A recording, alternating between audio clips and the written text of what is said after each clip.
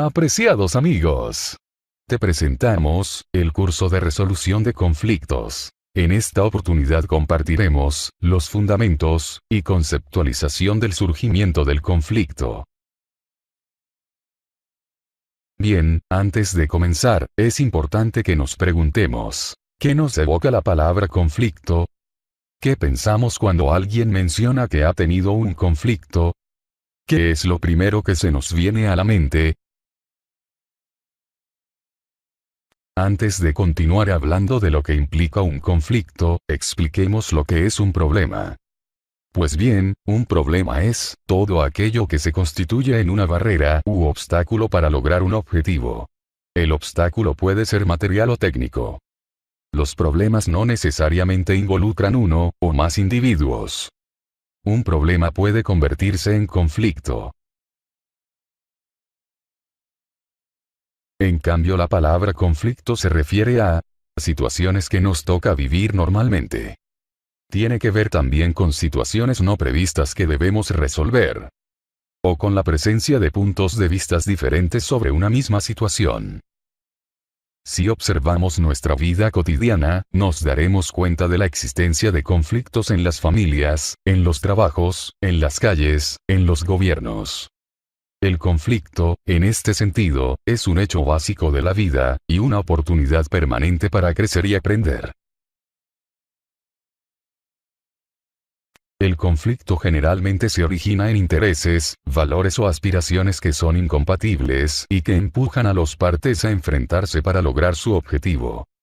Un conflicto implica la interrelación de al menos dos personas, grupos sociales o dos organizaciones, cuyos intereses y aspiraciones son, o parecen ser antagónicos. En pocas palabras, conflicto es la oposición o contradicción de intereses o valores. Ahora bien, ¿qué hacemos con los conflictos? En muchas relaciones se trata de evitar todo tipo de conflicto, porque nuestra cultura tiende a desvalorizar y crear cierto temor frente a las diferencias de opinión o a situaciones que nos llevan a tener que presentarnos como diferentes a otros. Nuestra tendencia más bien es hacer lo más parecidos posibles entre todos y evitarlos. Otras veces estar en un conflicto con alguien se interpreta como estar contra esa persona y tener que ganar. Dado que los conflictos son inevitables, la posición más acertada ante ellos es aceptar su existencia como algo normal y aprender a manejarlos de forma constructiva.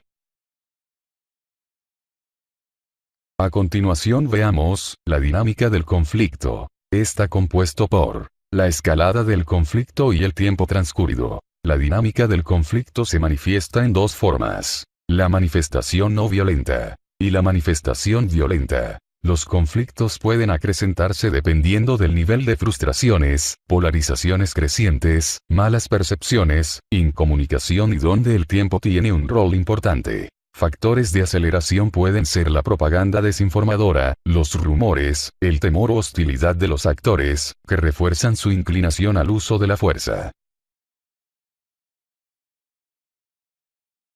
El abordaje del conflicto tiene los siguientes componentes: prevención, gestión, resolución y transformación.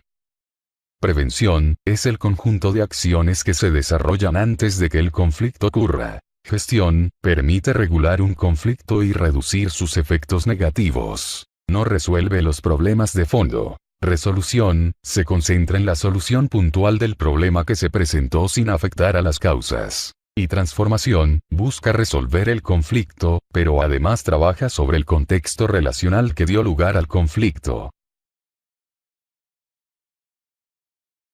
A continuación nos referimos a los actores del conflicto y su rol. Los actores son todos aquellos, personas, grupos e instituciones, que tienen una participación en el conflicto social o se ven afectados en él, por sus resultados. En un conflicto se pueden identificar actores. Primarios, son los directamente involucrados en el conflicto.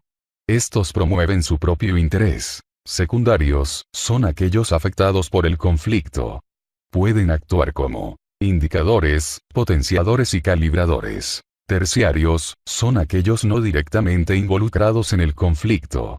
Tienen interés en que se resuelva para evitar ser perjudicados. Como todo proceso, el conflicto tiene una estructura. Esta estructura consta de una persona, problema y proceso, todos entrelazados. Persona. Este aspecto involucra lo siguiente. Ver quiénes están involucrados en el conflicto y su papel e influencia. Tener en cuenta que cada persona tiene valores, intereses, necesidades propias que determina la forma como encontrar soluciones al conflicto. Proteger y respetar la dignidad humana. Y separar a la persona del problema. Problema. Después de hacer un listado de los posibles problemas, tenemos que priorizarlos y buscar cuál es el problema central y la raíz del mismo. Proceso. Esto implica reconstruir la historia del conflicto, desde que surgió hasta hoy. Escuchar las versiones del conflicto de diferentes personas. Identificar cuándo se han empeorado las relaciones entre los involucrados y en qué momento se han calmado estas relaciones. Identificar a las personas claves que pueden ayudar a solucionar el conflicto.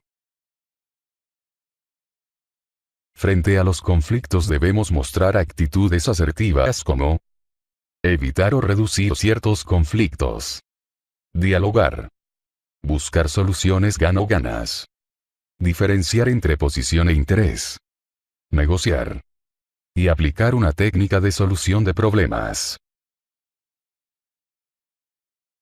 Recuerda que somos responsables de lo que decimos.